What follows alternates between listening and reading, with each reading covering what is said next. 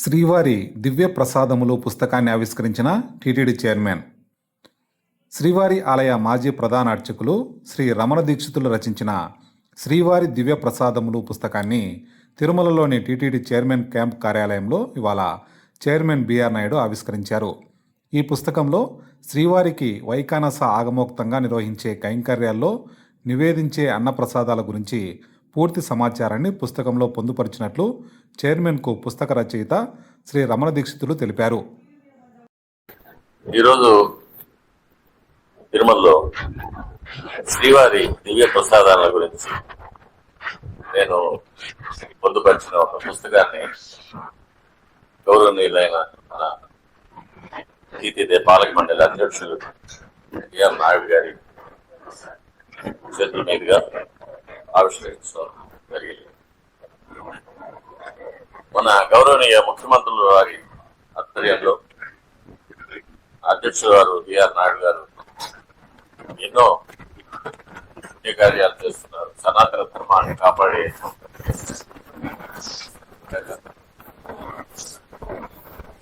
ఎన్నో కొత్త కొత్త పద్ధతులను ప్రవేశపెట్టి తిరుమల క్షేత్ర యొక్క పవిత్రతను కాపాడడానికి కోట్లాది మంది భక్తుల యొక్క సౌకర్యార్థం ఎన్నో మార్పులు చేస్తున్నారు. శ్రీవారి దివ్య ప్రసాదాలు అనే పుస్తకాన్ని గురించి 2 మాటలు. శ్రీవారికి వైఖాన సాగమోక్తంగా జరిగే కార్యక్రమాల్లో కైంకర్యాల్లో ఆయా వేళల్లో, ఆయా సందర్భాల్లో, ఆయా ఉత్సవాల్లో, ఆయా ఋతువుల్లో, ఆయా మాసాల్లో ఎన్నో రకాలైన అన్నప్రసాదాలు, పన్యారాలు తయారు చేసి స్వామివారికి నైవేద్యం చేయడం జరుగుతుంది. ఇవన్నీ కూడా ఆగమోక్తంగా జరిగే కార్యక్రమాలు. వాటిని గురించి వివరంగా ఆగమంలో ఏం చెప్పబడింది, స్వామివారికి ఎందుకు ప్రసాదాలు నివేదన చేయాలి, ఆ ప్రసాదాలను ఎలా శుచిగా, పడిగా, పవిత్రంగా తయారు చేయాలి, ఎవరు తయారు చేయాలి, తరువాత స్వామివారికి నివేదన చేసేటప్పుడు అర్చకులు వల్లించవలసిన ఆగమ మంత్రాలు, తరువాత ఆ ప్రసాదాన్ని భక్తులకు పంచిన తర్వాత భక్తులు ఆ ప్రసాదాన్ని ఎలా పవిత్రంగా చూసుకోవాలి, వీటన్నిటిని గురించి కూడా చాలా వివరంగా చెప్పబడింది.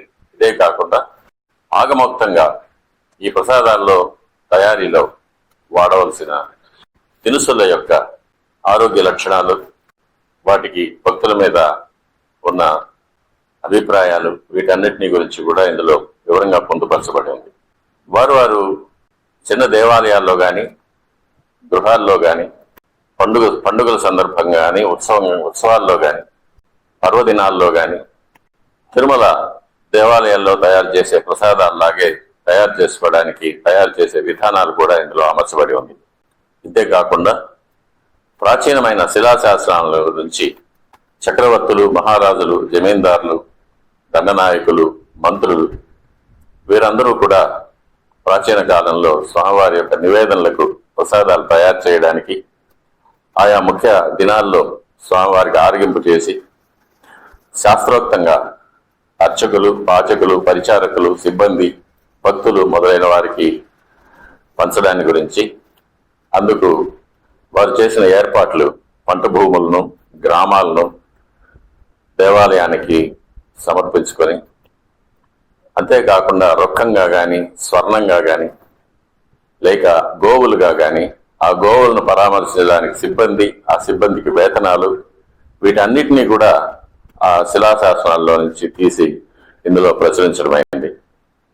భక్తులు ఈ పుస్తకాన్ని ఆదరించి స్వామివారి యొక్క అనుగ్రహాన్ని పొందడానికి ప్రతి భక్తుని ఈ పుస్తకం పవిత్రంగా వెలియడానికి ఆ స్వామివారి పాదాల దగ్గర ఈ పుస్తకాన్ని ఉంచి ప్రార్థన చేసి వచ్చాము.